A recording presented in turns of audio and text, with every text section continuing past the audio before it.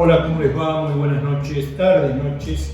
Bueno, no se puede quejar de que los sábados ocurren cosas en este país, ¿no? Si ocurren cosas. Algunas. Nosotros estábamos con Patricia saliendo y apareció la renuncia del ministro de Economía. Yo estaba escuchando a la vicepresidenta y me empezaron a llegar mensajitos. Ah, mira vos.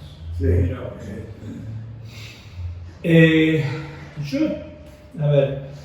Yo entiendo que Guzmán no sea un político, pero renunciar por Twitter, Eduardo. ¿Qué sé yo? Me parece Pero que... esas cosas se arreglan cara a cara. Lógico. Con el que te puso. Sí. Que sos amigo, supuestamente. Sí. La verdad que no lo pensé. Yo sé que hay muchos comentarios sobre esto. A mí lo más importante, me parece que se había cortado un ciclo del ministro. Hace tiempo. No daba pie con bola para resolver cuestiones que vayan más allá de las negociaciones internacionales. Y básicamente me parece el tema inflacionario, que es un tema que a todos los que nos están viendo les preocupa sobremanera. Por supuesto que ese vacío que se produce cuando se va un ministro, no se conoce muy bien a la ministra que viene, que opina hacia dónde va a enfocar las cosas, entonces se generaron unos vacíos donde los especuladores, los generadores de precios hicieron una fiesta. La verdad, esta semana fue una fiesta contra el poder adquisitivo de la gente. A ver, yo traté de interiorizarme, yo no la conocía a Batakis, los antecedentes intelectuales son intachables. Sí, es una profesional probada. Habría que ver, entra en el Titanic, ¿no? Claro. Habría que ver cómo se mueve adentro de temporalidad, ¿no?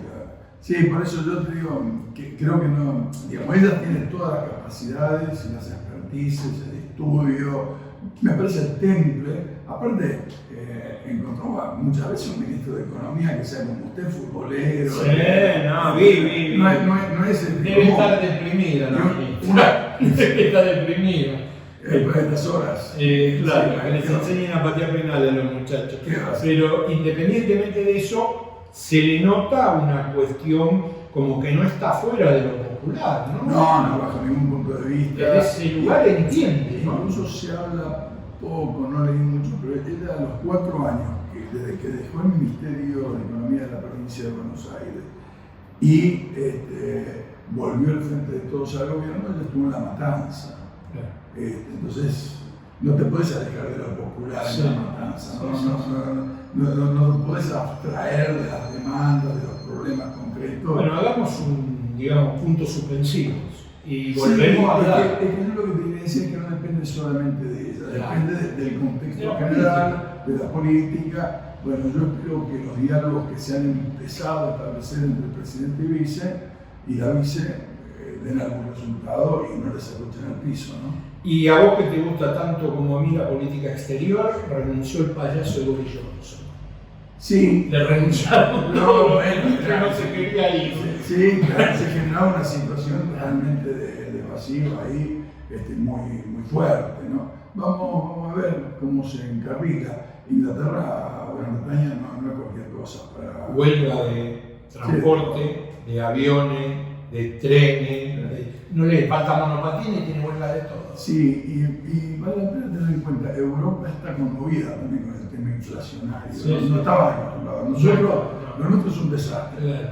Pero nosotros estamos acostumbrados a movernos en el marco de ese desastre. Con Macri 58%, vamos a ver a Alberto hasta 60 y cuánto, como viene. Los 70. Vamos a ver. Bien. Pero, semana movediza. Vamos a la primera nota, que es un video del Puerto de La Plata, del área operativa, explicando temas que tienen que ver con cómo se paga, dónde se pone la plata, etcétera. La nota del Puerto de La Plata. Hola, mi nombre es Martín Tonelli, yo trabajo en operaciones del Consorcio de Gestión del Puerto de la Plata. Bueno, en el área acá de operaciones lo que hacemos básicamente es cobrarle todos los servicios a cada buque que ingresa a un sitio, por así decirlo. Primero se solicita un giro y con ese giro empiezan a cobrarse los distintos servicios. Pasabantes, vías navegables, solicitud de servicios varios, servicio a las cargas, etc.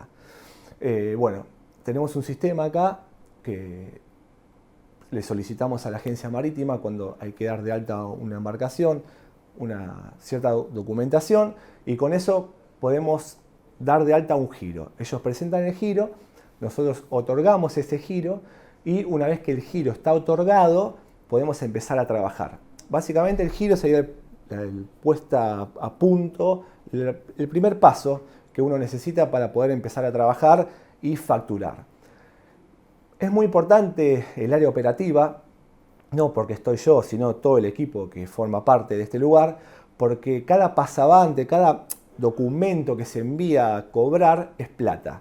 Así que los que trabajamos acá tenemos que ser gente muy responsable, tenemos que mirar bien cada paso, tenemos que ser muy obsesivos y estar en cada detalle, por así decirlo. Hay muchas cosas que van surgiendo a partir del giro. El primero es el pasabante, que sería la estadía de un buque en un sitio, la cantidad de días, por así decirlo. Después, las vías navegables, que es el derecho que paga cada embarcación por ingresar por el canal de acceso, y con esa plata el puerto lo reinvierte en dragado. Después, el servicio a las cargas, que sería básicamente lo que carga un buque de removido entrado, removido salido, exportación o importación, y dependiendo de la carga, obviamente. Y después el servicio a las cargas, que es una solicitud de servicios varios, que hay varios servicios para cobrar. Habilitación de personal es uno, suministro de agua potable, basura, energía eléctrica, saneamiento, residuos y otros ítems que pueden llegar a dar. Cuando yo ingresé acá a Puerto, que soy joven pero viejo, por así decirlo, en esa época, en el 2000, todavía el laburo nuestro lo hacíamos a mano. No había ningún sistema ni nada que vaya registrando todo esto que estuve hablando recién, ¿no? Era un formulario, acá hay una bandeja, presentaban un giro a mano, se firmaba, se autorizaba el giro y todas las documentaciones, había formularios, que todavía debe haber alguno por ahí dando vuelta, y cada formulario estaba el formulario de pasabante que estaba abrochado, uno lo sacaba cuando se cumplimentaba, y enumerado, y era todo a mano, básicamente. Funcionaba muy bien porque tenemos un cuaderno, y siempre acá en la oficina se trabajó de una manera muy prolija y muy organizada. Pero a medida que iba pasando el tiempo, teníamos muchos biblioratos acá con información, pasabante, solicitud de servicios varios, etc., pero todo en papel. Entonces, cuando uno tenía que hacer una búsqueda por algún tema, alguna cuestión, era medio engorroso encontrarlo, ¿no? O, en realidad lo encontrabas, pero te llevaba un poco más de tiempo. Ahora, en el tiempo, cuando pasó esto del sistema, fue un avance importante, porque uno directamente, cuando tiene que buscar algo, por más de que sea de acá a fin de año, el año pasado, lo que sea, lo encuentra mucho más fácil. Si no, a papel era más complicado. Pero siempre funcionó, de hecho hay puertos que todavía lo siguen haciendo en la actualidad, ¿no? El año pasado, en el medio de la pandemia, 2021, se comunicó el BUCE, que es un ente del gobierno, con el puerto, y pidieron tomar el ejemplo de nuestro sistema y replicarlo en todos los puertos argentinos que todavía no tenían sistema, que estaban trabajando a mano, como contaba anteriormente. Entonces yo estuve a cargo de la capacitación, básicamente, de operaciones, para hablar con el BUCE, mostrarles cómo trabajamos nosotros, paso a paso, cada documento, en todo, y se creó un nuevo sistema que se llama Nereo. Nereo está replicado en varios puertos argentinos. Hay 10 puertos que en la actualidad están utilizando Nereo. Así que yo creo que es algo bueno para el país esto, porque de acá a un tiempo, no sé cuánto va a llevar, todos los puertos que desempeñaban sus tareas de forma manual ya lo van a hacer con un sistema que va a ser Nereo. Y ni hablar que todo esto es en base al sistema del Puerto de la Plata, así que es algo muy, muy importante para nosotros, ¿viste? Es un orgullo. Bueno, tal como habíamos anunciado, hoy vamos a tener la compañía de un embajador. Usted lo había anunciado la semana pasada. Sí. El embajador estaba que era que no era. Que era que no era, pero no, ya se aprobó su pliego en el Senado. Es un viejo amigo, vamos a hablar, pero viejo, él no, la amistad, son muchos años que nos Cuando conocemos. yo lo invité a mi programa tenía pelo la voz. No, para tanto no. ¿Cómo que no? Hace como 20 años me invité a mi programa, entonces... Bueno, Oscar Laborde, un militante político, un hombre comprometido con el país. Ex intendente de Avellaneda. Ex intendente de Avellaneda, dirigente político, fue diputado. Realmente un amigo que ahora tiene que asumir un nuevo desafío. El Senado acaba de aprobar su pliego y se va de embajador a Venezuela. ¿Qué decís, Oscar? Buenas tardes, noches, como decimos nosotros. ¿Qué tal, Eduardo? Hola a la mesa, ¿cómo están? Estoy bien. Te tratamos así, sos embajador, pero te tratamos de amigo, ¿eh? No, por supuesto, por supuesto. Después de tanto camino recorrido, Eduardo, juntos. Casi estaba pensando, casi el relator es Botón también, pero debe ser casi 50 años que nos conocemos. Sí. Bueno, un gusto y felicitaciones, Oscar. Y la verdad, necesitamos, por la unidad latinoamericana, por la integración, necesitamos muchos éxitos en tu gestión, como la de otros embajadores que nos acompañan, ¿no? Y aparte creo que no cabe duda que vas a un lugar que es un polvorín, ¿no? Sobre todo por la situación internacional. Sí, digamos que no me voy a aburrir, pero sí, es un momento muy adecuado para ir a Venezuela. Ellos están en una recuperación económica luego de una brusca caída. Están en un momento de convivencia política muy marcada. ¿Cuánto hace que nadie escucha una sola manifestación ni ningún agravio al gobierno, desde incluso de la oposición? Yo en la última elección de noviembre fui jefe de misión del Parnasur y estuve con Enrique Capriles, con el cual mantengo diálogo, y generalizadamente se ha aprobado la idea de que todo se va a resolver en las elecciones, ¿no? En las últimas elecciones la oposición consiguió 4 de 23 estados, pero consiguió 1/3 de las alcaldías, ¿no? 120 de las 300. Así que está el diálogo, está la voluntad de todos. Ha quedado muy marginada esa derecha que lo único que proponía era la intervención militar, ¿no? Digamos, y la división de la derecha también viene por eso, porque algunos enfrentaron a Chávez y luego a Maduro, pero otros querían que participe una intervención militar con los Estados Unidos y Colombia, y eso se han quedado muy aislados. El momento es interesante en Venezuela y el momento también es interesante en América Latina, ¿no? Como ustedes seguramente lo habrán repasado en los programas. Sí, Oscar, mira, ya vamos a ir al tema de América Latina y demás, pero dijiste algo que acá, curiosamente no, la prensa trata de ocultar, los grandes medios concentrados tratan de ocultar. Hay una recuperación económica importante en Venezuela, por supuesto, la suba del precio del barril de petróleo ha ayudado mucho en ese sentido, pero también algunos cambios en la política económica interna de Venezuela han ayudado a resolver una situación complicada, ¿no? Porque la verdad han pasado muchos años de turbulencia, de dificultades económicas, pero daría la impresión de que se ha empezado un proceso de reactivación productiva también muy importante y de intercambio comercial casi inesperado hace un año atrás con el imperio, como parecería, ¿no? Quizás vos tenés más elementos que yo en ese sentido. No, sí, es así, es absolutamente así. El bloqueo también a ellos le dio la obligación de ampliar sus posibilidades y no solo tener la renta del petróleo. Para tener una dimensión del bloqueo, Eduardo, hay que decir que durante 14 meses Venezuela no vendió un barril de petróleo, producto de las restricciones, ni uno. No exportó ni un solo barril de petróleo. Y también eso hizo de que empiecen a aparecer otro tipo de actividades. La agroindustria, la industria de dimensión media, que ellos no la habían desarrollado porque tenían la renta petrolera, con lo cual cualquier cosa era minúscula. El tema de los alimentos han dado un salto extraordinario.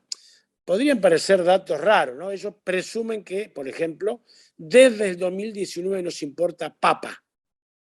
¿No? Una cosa que ellos deberían haberla, digamos, desarrollado antes, la tienen ahora.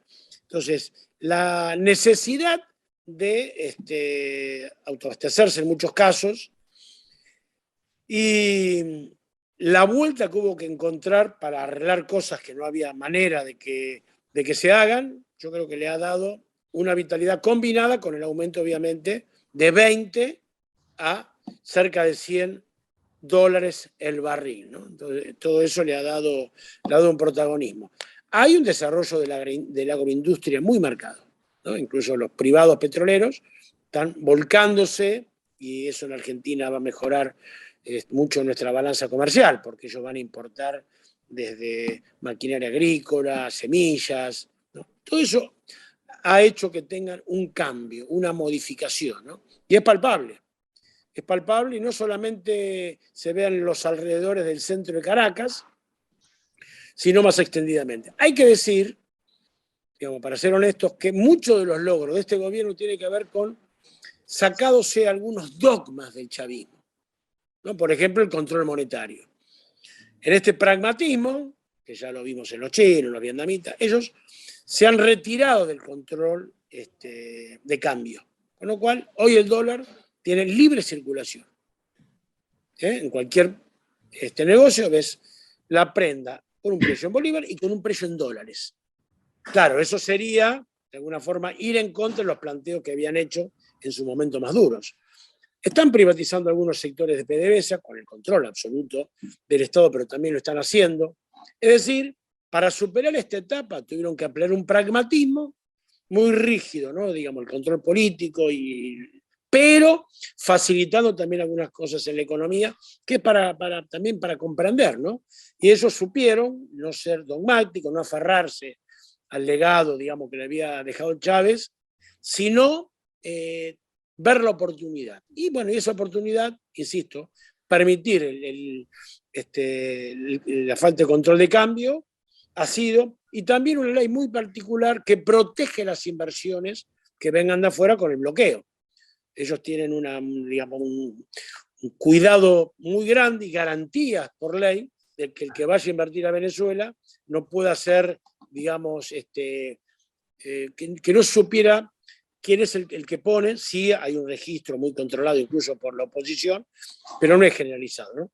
Eso le ha producido un bienestar económico, insisto, y también una estabilidad política, que todo tiene que ver con todo. Y bueno, Argentina en eso tiene que ayudar.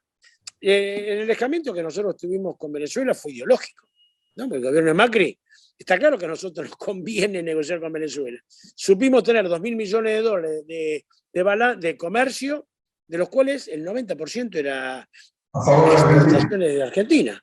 Claro. Entonces, con la necesidad de los dólares estamos perdiendo eso. Seguramente, no depende de vos, Oscar, pero seguramente con la nueva situación que estamos viviendo regionalmente, se generan las condiciones para que Venezuela, igual en el Mercosur, claro. porque con Macri y Bolsonaro se lo había expulsado en la práctica, se lo había congelado en el Mercosur. Me imagino que será una de las cuestiones que se abren como posibilidad si Lula gana las elecciones en octubre, como todo indicaría las encuestas del día de hoy, ¿no? Yo voy con ese mandato, es regularizar una situación que ya no tiene justificativos para que Venezuela no esté. Digo, se le había aplicado una reprimenda porque estaba un poco atrasado en el cumplimiento a una adecuación de norma, pero también por el tema político. Pero resulta que ahora nadie reclama. Entonces, ¿por qué tiene que seguir siendo sancionada Venezuela? ¿Por qué tiene que ser sancionado Venezuela si en este momento nadie al interior de Venezuela hace una protesta por las elecciones? Entonces, era ideológico la restricción y es natural que Venezuela vuelva al Mercosur y que ingrese Bolivia. Usaste una palabra interesante. Vos sabés que arriba de mi departamento vive el ex embajador de Venezuela en la Argentina, que es un abogado joven. Y cuando la palabra que utilizaste fue pragmatismo, cuando hace un par de meses empezaron las conversaciones con los americanos por el tema del petróleo y toda la historia, un día me lo cruzo y le digo, bueno, ahora vamos a festejar el 4 de julio. Y se sonrió. Y esta palabra, pragmatismo, creo que también tiene que ver con eso. Si se afloja un poco las brutas restricciones que le habían aplicado, me parece que la cosa debería empezar a andar mejor, ¿no? Sí, pienso que sí, pero... Sí. Lo bueno que han dado mejor incluso antes que se flexibilice. Y por eso se flexibilizaron. Claro. Digamos, como funcionan bien. Es decir, acá está probado que a la mala a Maduro no lo van a sacar. Entonces sí. Está probado.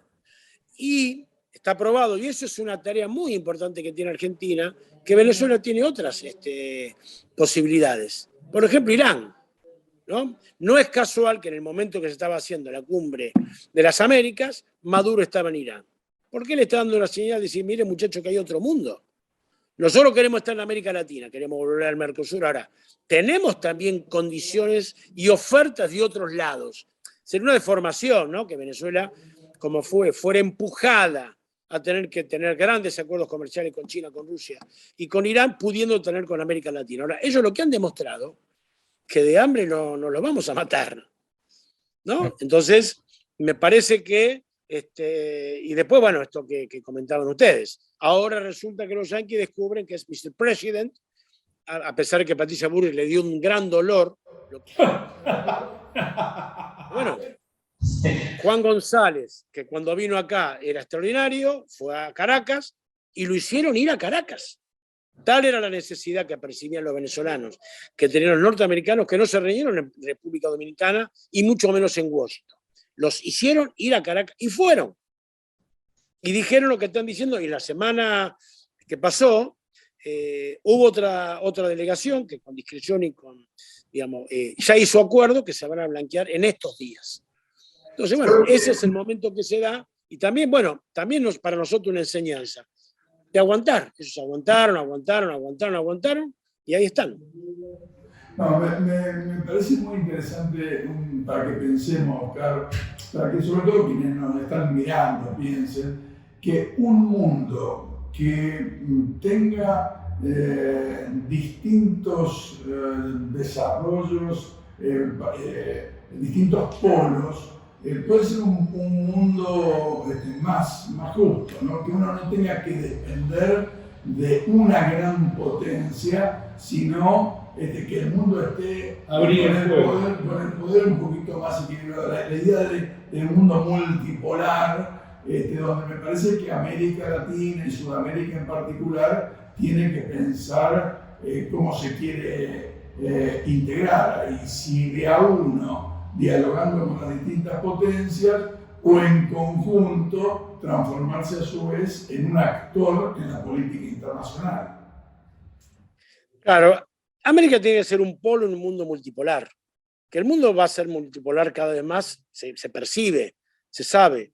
Entonces, nosotros podemos ser un polo, porque lo fuimos, porque en los 2000, desde el no al ALCA en adelante, efectivamente hubo una cantidad de gestaciones de nuevos organismos, pero también una personalidad. Y fue el momento más virtuoso aquel, un momento más virtuoso. Entonces, un polo en un mundo multipolar es una necesidad. Yo creo que Lula ya lo prevé y sabe que, digamos, que su rol va a ser, dirigiendo a Brasil, también dirigir la región, plantea el tema de la moneda única. Fíjate qué detalle, ¿no? Una moneda única. Cuando vos sabés muy bien, Eduardo, que Brasil no estaba muy convencido ni siquiera del Banco del Sur. ¿Qué percibe Lula? Primero que la salida para Brasil y para Argentina va también venir de cómo nos acomodamos en el mundo.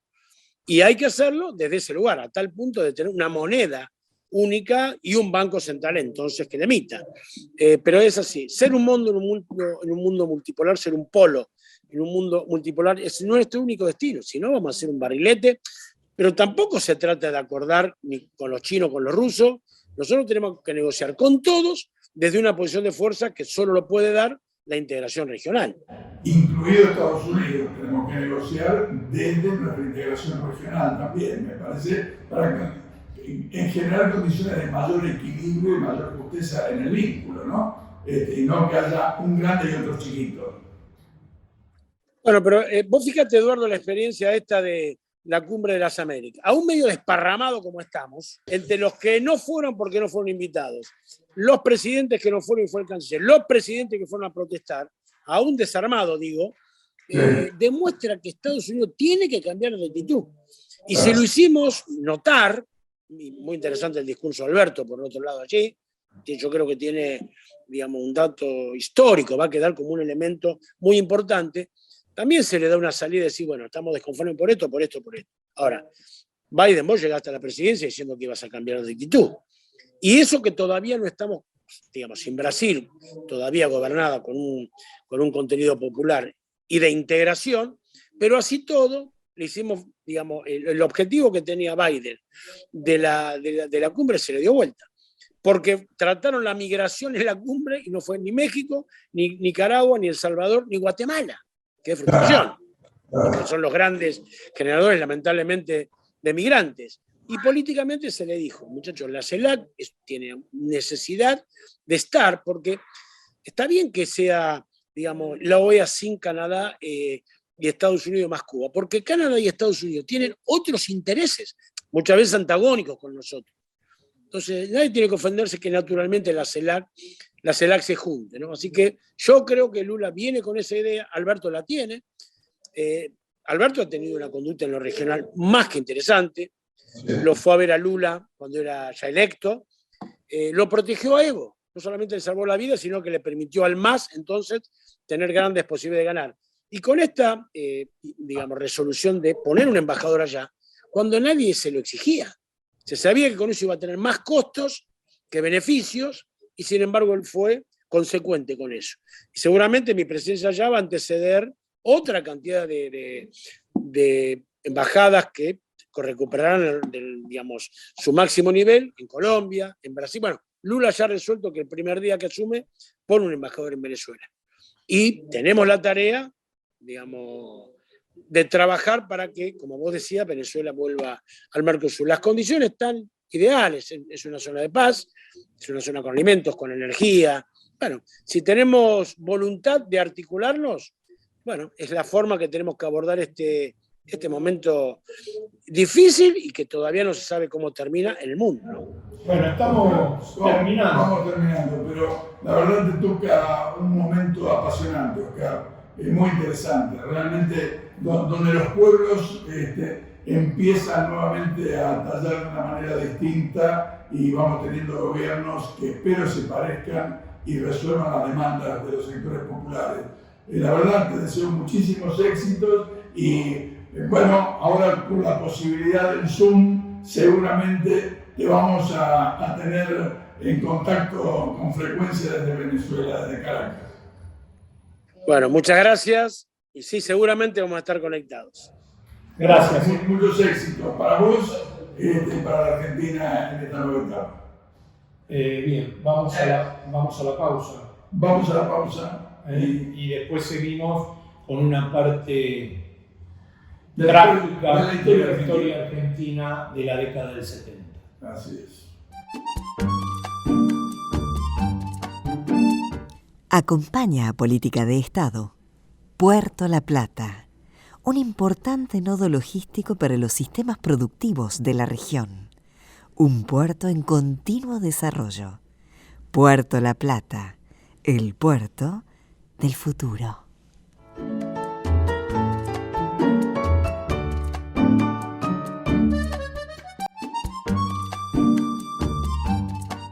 Bueno, dijimos que la segunda parte del programa la íbamos a ocupar a un hecho trágico, a un hecho realmente, lo que uno dice, que nunca hubiera querido que sucediese. Sí, hay que recuperar la memoria en ese sentido, hay que mantenerla, porque a veces, te digo, gente que estamos más en la militancia política, pensamos que lo que nosotros pensamos, lo que nosotros hablamos, está en la mayoría de la sociedad. Y sin embargo, a medida que van pasando los años, las décadas, hay cosas que en algunos nos quedan fuertemente arraigadas y en las nuevas generaciones un poco que se va perdiendo.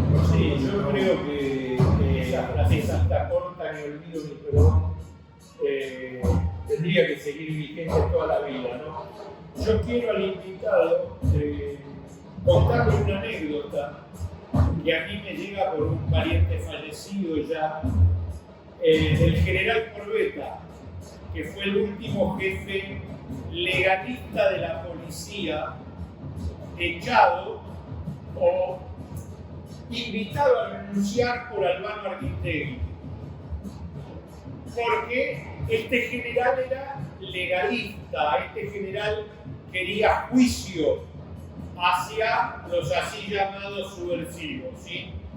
Obviamente Arguindegui y toda su banda no querían eso, tenían claro lo que iba a pasar.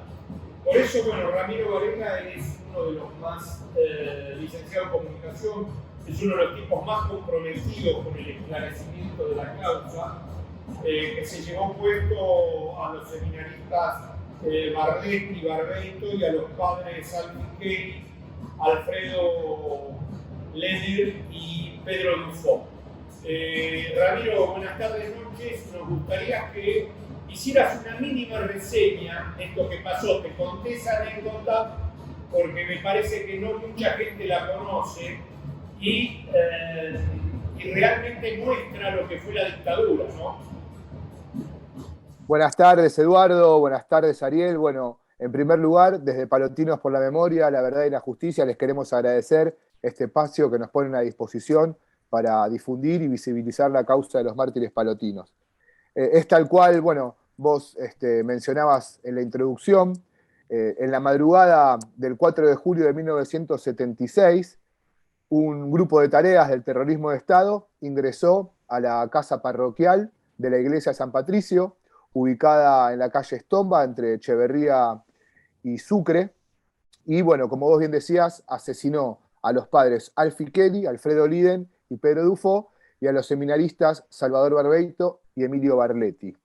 Esto, bueno, como ustedes deben saber, es uno de los crímenes más sangrientos cometidos por el terrorismo de Estado, pero a la vez es el golpe más brutal cometido contra la Iglesia Católica en Argentina, y en la actualidad, hasta el día de hoy, continúa impune. Y bueno, esa es la lucha que nosotros venimos dando desde nuestro colectivo y con toda la comunidad palotina para lograr esclarecer el hecho y que finalmente podamos conocer los nombres, no solamente de los responsables, de los autores materiales, sino también de sus instigadores y de sus cómplices, que de estos últimos sí conocemos los nombres, están perfectamente identificados, y que finalmente paguen por lo que hicieron aquella madrugada. Hoy es un día con bastante movimiento, digamos.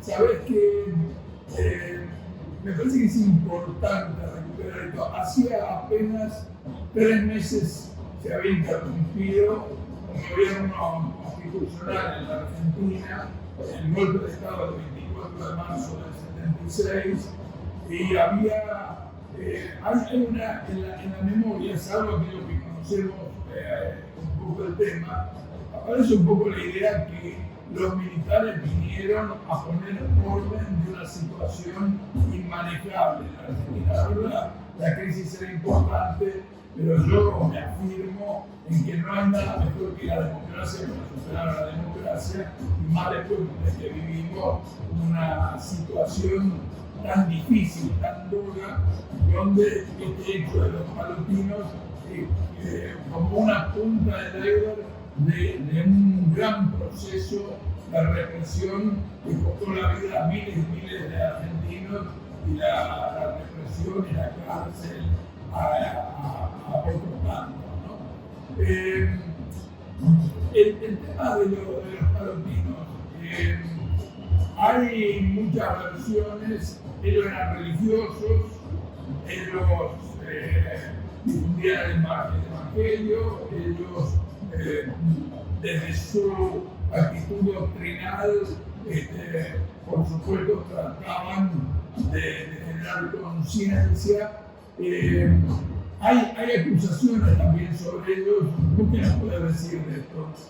Bueno, les cuento un poco. La congregación palotina en términos institucionales no era una congregación de las que podría identificarse o asociarse con el movimiento de sacerdotes del tercer mundo, ni nada por el estilo, pero sí muchos de sus integrantes, sobre todo los más jóvenes, los seminaristas que desde hacía poco tiempo habían ingresado a la parroquia, en los grupos juveniles, en un periodo de renovación que se produjo a partir de los años 73, 74, bueno, el grupo de la parroquia, sobre todo, como les decía, los más jóvenes, estaban viviendo un proceso de cambio, de renovación, y bueno, se respiraban nuevos aires en la parroquia. Una parroquia que, como ustedes bien deben saber, Ariel, por ejemplo, es vecino de la zona, está emplazada en un lugar que en su momento era el corazón del poder militar y el poder económico, y esto que estaba surgiendo, que emergía como una novedad en el ámbito de la parroquia, no era para nada bien visto por los vecinos y por buena parte de la feligresía de San Patricio, ¿no? Entonces, bueno, también hay otros condimentos en relación al hecho. Por ejemplo, el padre Alfie Kelly, días antes de la masacre, había pronunciado una homilía muy conocida, conocida precisamente como el Sermón de las Cucarachas, muy comprometida, muy fuerte, muy jugada, en la cual denunciaba públicamente ante la propia feligresía de San Patricio que varias de las personas que asistían a misa cada domingo a la parroquia iban a los remates ubicados en la zona de Barrancas de Belgrano a comprar los bienes que se les decomisaba a los detenidos desaparecidos durante los operativos de secuestro. Esto de alguna manera refuerza la línea de que la autoría material del hecho provino de la Escuela de Mecánica de la Armada, porque recordemos que era exclusivamente en ese centro clandestino de detención, tortura y exterminio donde se había montado una suerte de estructura financiera y económica de gran envergadura, que a su vez tenía toda una ingeniería que tenía que ver con falsificación de documentos, con inmobiliarias truchas, clandestinas, donde se falsificaban o se firmaban escrituras a punta de pistola para poder extraerle las propiedades y la titularidad de los bienes a las personas que eran secuestradas. Y bueno, como les decía, ese sermón tan comprometido le costó muy caro, le costó la vida a Alfie Kelly y a sus hermanos de la comunidad palotina, y bueno, como también mencionaba hace un rato, ese es uno de los elementos que también nos lleva a mirar muy de cerca la línea de la megacausa ESMA en relación a la autoría material. Pero anteriormente yo les decía que los cómplices de la masacre están identificados. Están identificados y fueron procesados en su momento cuando la causa se reabre en democracia, porque recordemos que la primera instrucción de la causa estuvo a cargo del juez Guillermo Rivarola, y el fiscal que tenía a cargo de la investigación era Estracera, Julio César Estracera.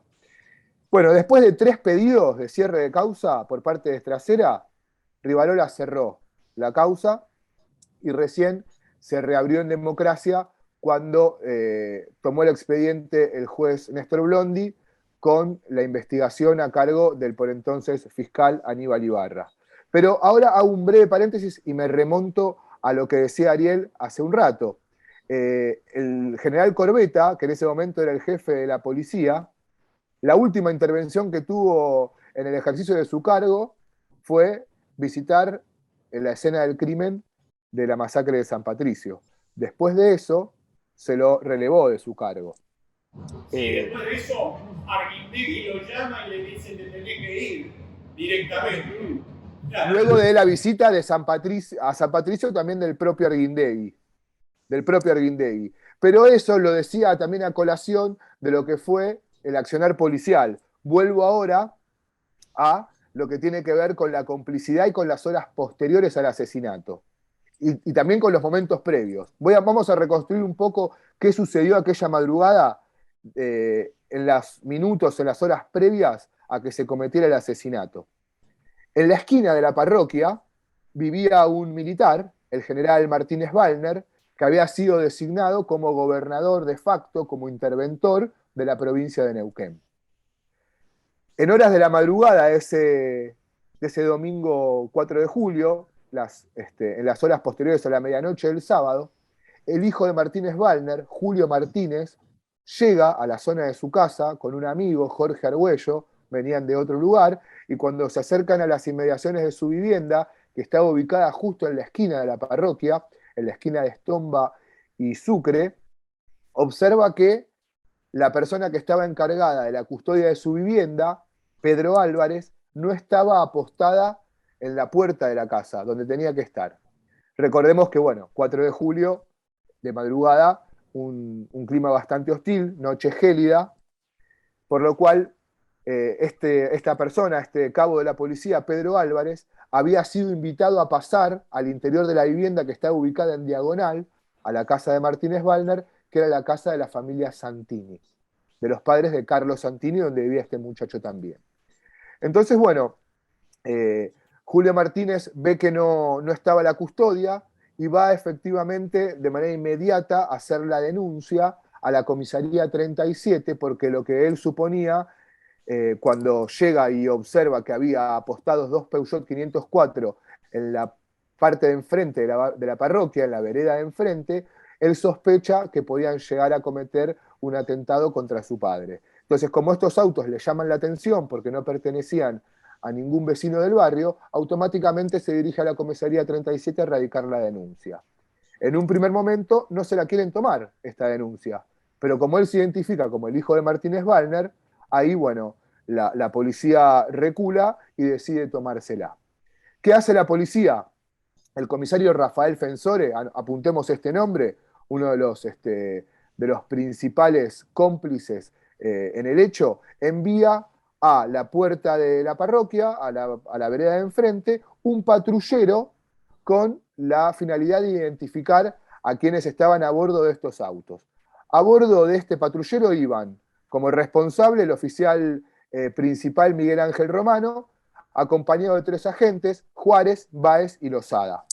Romano se acerca a uno de los Peugeot 504 y efectivamente logra identificar a quienes estaban a bordo, y acto seguido se dirige a la casa de la familia Santini. Recordemos que ahí estaba el cabo Pedro Álvarez del Departamento de Custodias de la Policía Federal, y le dice a Álvarez: si escuchás cuetazos, no salgás, porque van a reventar a unos zurdos y te pueden confundir. Adentro de la casa estaban Carlos Santini, Guillermo Silva y Luis Pinasco, además de Julio Martínez y de Jorge Argüello. Uno de los chicos sale atrás de Pedro Álvarez, tras los pasos, a ver qué era lo que sucedía, y logra escuchar esto mismo que le dice Miguel Romano a Pedro Álvarez.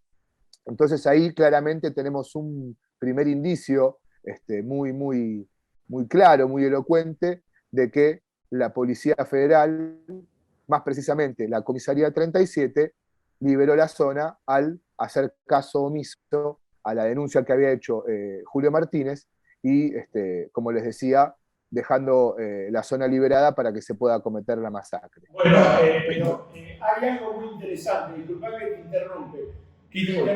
Ibarra dicta el procesamiento del comisario y del oficial. Y después el juez Blondi, hijo de un camión lleno de lo que a ustedes se les ocurra, clausura la causa en el año 87. O sea, una vergüenza, un disparate el hijo de puta de Blondi. Bueno, a ver, ahora en relación a lo que vos decís, conecto algunas cuestiones que tienen que ver con esto que decías y del rol de Aníbal Ibarra, el cual nosotros siempre destacamos, y de alguna manera nosotros lo que estamos tratando es de retomar esa línea de investigación que había impulsado Aníbal en su momento. ¿Qué pasa en las horas posteriores al asesinato. Vamos a eso, que también conecta con la cuestión de Corbeta que vos mencionabas antes. Cuando el juez Rivarola se hace cargo de la causa, el comisario Rafael Fensore omite entregarle el documento de la denuncia de Julio Martínez al juez. Por ese motivo es que Aníbal también dicta el procesamiento de Rafael Fensore.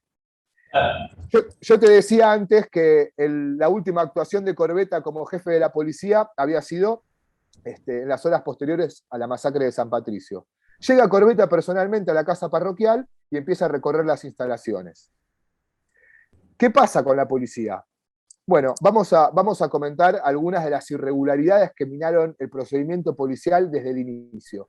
Como primera medida, nadie restringió la zona a la escena del crimen. Podía pasar cualquiera y llevarse cualquier cosa. Que de hecho se sustrajeron elementos que formaban parte de las pertenencias de los asesinados. Eso por un lado. En segundo orden de cosas, quienes asesinaron a los mártires habían dejado escrito en las paredes y en las puertas de la casa parroquial con tiza: estos zurdos murieron por ser adoctrinadores de mentes vírgenes, en una de las puertas, y en la otra dejaron escrito: por los camaradas dinamitados en Seguridad Federal, venceremos. ¡Viva la patria! Ramiro, lamentablemente se nos está acabando el tiempo, pero nos quedan 2 minutos. Te hago una última pregunta para Eduardo, para mí, para la gente que nos escucha, y ya vamos a retomar este tema porque realmente es dolorosamente interesante. ¿Cuál fue la postura de la Iglesia en 2 minutos? A ver, la postura de la Iglesia oficial fue la del silencio en un momento. En el primer momento fue de silencio. Durante mucho tiempo fue así y recién ahora se están empezando a ver algunas señales en sentido contrario. Pero antes de cerrar, y a colación de lo que decía antes, déjame decir algo muy breve, que es que nosotros desde Palotinos por la Memoria, la Verdad y la Justicia, nos constituimos como amigos del tribunal, como amicus curiae, el año pasado, aproximadamente para esta fecha, antes del receso judicial de invierno de la feria. Y bueno, finalmente en octubre del año pasado hicimos una presentación solicitando que se cite a declarar a Víctor Hugo Randazzo. ¿Quién es Víctor Hugo Randazzo? Quien se desempeñaba como oficial principal en aquel momento en la comisaría 37, que firma el acta, que lleva también la firma del comisario Rafael Fensore. ¿Por qué? ¿Cuál fue una de las irregularidades que yo te mencionaba anteriormente? Bueno, en el acta dice textualmente que por la línea telefónica del Estado, número tanto, se recibió un llamado telefónico informando que en la finca de Estoma 1942 se produjo un grave hecho de sangre. Eso es mentira, porque la denuncia la hizo personalmente el primer testigo presencial del hecho, quien encontró los cuerpos en la casa parroquial, que fue el organista de la parroquia, Rolando Sabino. Por lo cual, ahí ya tenemos otra irregularidad en el acta policial, que se suma a toda una serie de irregularidades, pero con la diferencia de que acá está, digamos, plasmado de puño y letra del propio Randazzo, acompañado de la firma de Rafael Fensore, que lamentablemente falleció y que no puede estar dando explicaciones ante la justicia. Nosotros lo que pedimos es que dicten la prisión preventiva de Miguel Ángel Romano como partícipe necesario y que se cite a declarar a Víctor Hugo Randazzo para que dé explicaciones sobre el contenido, no solamente del acta policial, sino de algunas afirmaciones que hizo en declaraciones a Agencia Telam, cuando lo llamaron para entrevistarlo por el pedido que habíamos hecho nosotros, y él dijo que el asesinato de los palotinos lo había cometido la AAA de López Rega. Bueno, Ramiro, gracias por esta charla. Muchas gracias. Y realmente, bueno, ya volveremos a encontrarnos para seguir indagando sobre este hecho tan doloroso. Realmente muchas gracias. Gracias. Duro, ¿no? Vos sabés que una de las cosas que me olvidé preguntarle, no me olvidé, no me dio el tiempo, es cuál de las dos líneas que se esgrimieron fuertemente, uno, el malnacido de Pajarito Suárez Mason, y otra, que el grupo de tareas era de la ESMA. O sea, mirá vos, se peleaban para ver quién había asesinado a la gente. Ah, terrible. A mí me parece, por eso yo decía, para mí, memoria, verdad, justicia, algo que debemos seguir recorriendo, transitando, caminando, no solo los tipos que iba a decir peinamos canas, no puedo peinar nada. No, pero es importante que mantengamos viva esta cuestión, porque si olvidamos, podemos volver a repetir. Y será de otra manera, será más disimulado, pero siempre terminan afectando a todos aquellos que no se resignan a vivir mal y que quieren construir una Argentina y un mundo mejor. Hay un texto de Freud que se llama Recuerdo, Repetición y Elaboración. Y Freud dice que el recuerdo permite elaborar para no repetir. Sí, claro. Esto que dijiste vos, Sí. en otras palabras. Sí. ¿Alguna vez se terminará con toda esa historia o no? Porque, viste, si esto está alargado y sigue, no quiere decir que no pueda repetirse. Vos sabés que yo en eso tengo un tema conceptual, ¿no? Yo creo que mientras no se resuelvan las injusticias de este mundo, que no sé si es posible resolverlo, va a haber quien reaccione ante las injusticias. Y hay otros que van a tratar de defender sus privilegios. Y ahí se genera una situación. Nos vamos. Gracias por permitirnos entrar en su casa. 7 de Cablevisión, 517 Flow, y si no, por YouTube. Por YouTube. En Política de Estado. Y el programa que viene, Prenda hacia Somos, porque va a ser también como este, para que usted no lo olvide. Un fuerte abrazo, nos volvemos a encontrar el próximo sábado a la misma.